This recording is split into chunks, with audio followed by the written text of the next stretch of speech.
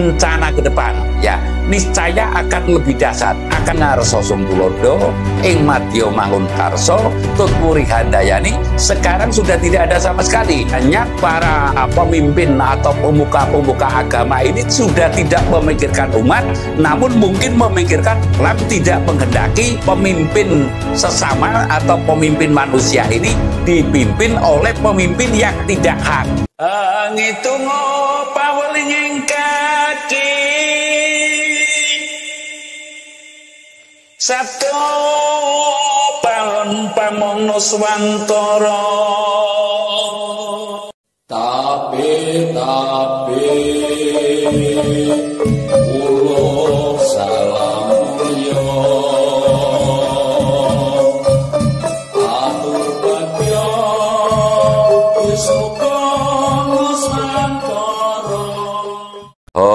wilayah jati nuhane ajat-ajate leluhur Nusantara tapi uluk salamu ya.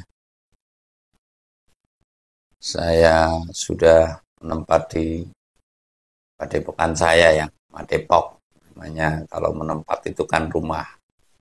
Kalau ini kan saya Madepok, walaupun bentuknya saya bikin permanen seperti rumah, dan saya tidak akan kurang-kurangnya menyampaikan banyak terima kasih kepada siapapun yang andil dalam pembuatan tempat ini ya, yang dikarenakan jarang sekali orang itu sekarang itu mau memberi, karena peribadatan yang paling berat menurut saya adalah 3.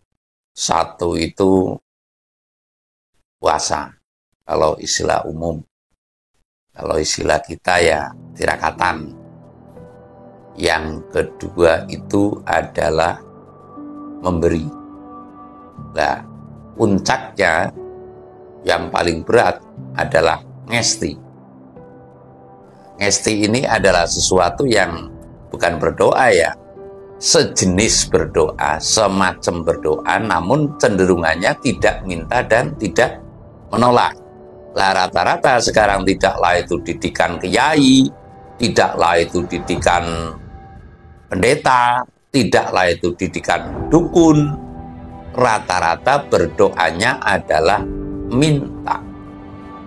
Lah, di satu sisi, bagi orang seperti kami adalah telah maneges. Maneges itu ya memohon kejelasan kehidupan saya ke depan akan seperti apa, lalu memohon kejelasan besarnya lingkungan kita akan seperti apa, besarnya lagi adalah bangsa dan tanah air lah. Dalam hal ini kecenderungan padepokan ini yang saya maksud adalah untuk tempat maneges, tidak untuk berdoa yang dalam artian meminta.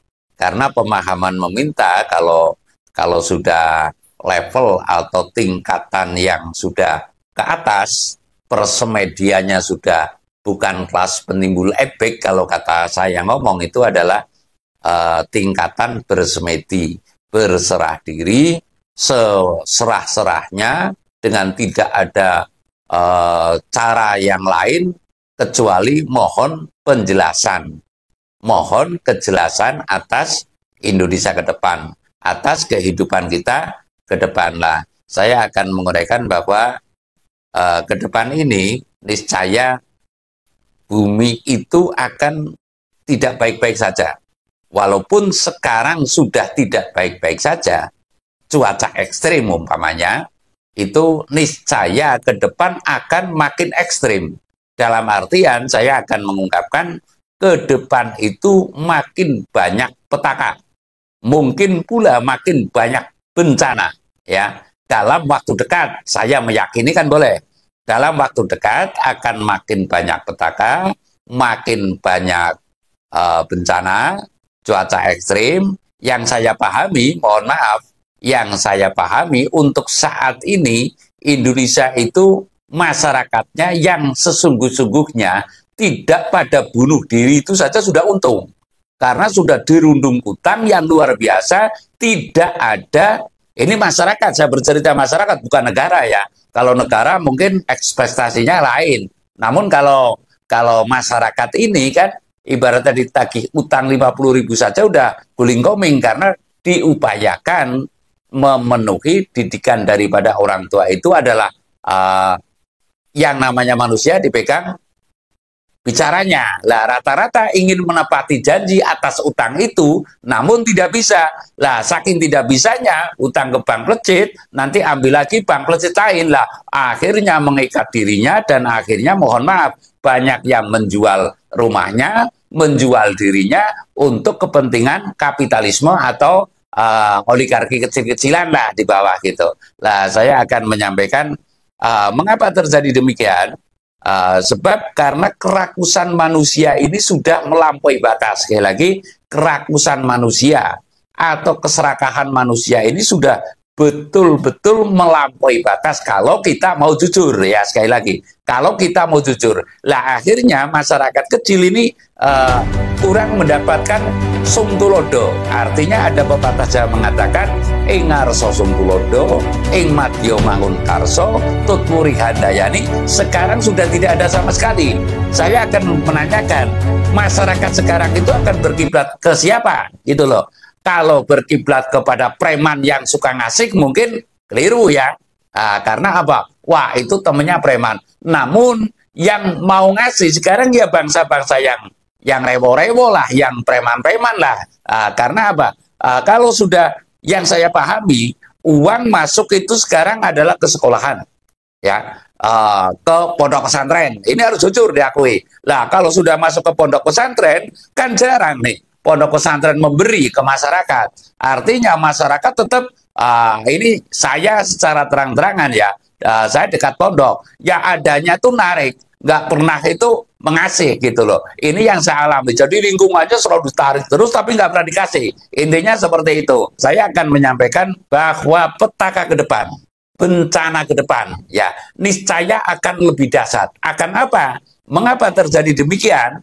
Karena ini adalah sebuah proses, ya, proses menuju penggantian atau peralihan, ya, atau proses pergantian atau pengembalian kepada pemimpin yang hak. Saya tidak mengatakan bahwasanya lurah sekarang ibaratnya bukan lurah hak, hak secara dohir, artinya dipilih oleh rakyat lalu diwisuda atau diberikan SK oleh Pemda mungkin, namun secara alam mungkin tidak mau menerima, ya, artinya tidak hak menurut alam. Karena apa? Sekarang lurah sekarang kalau nggak ngubur nggak jadi lah. Jadi ini proses petaka nanti akan menuju kepada pengembalian kepemimpinan dunia ini, ya, artinya dunia ya kepala negara-negara, lalu kepala desa, lalu bupati-bupati mungkin. Lah, ini diantara kepemimpinan dunia diberikan kepada yang hak. Alam tidak menghendaki pemimpin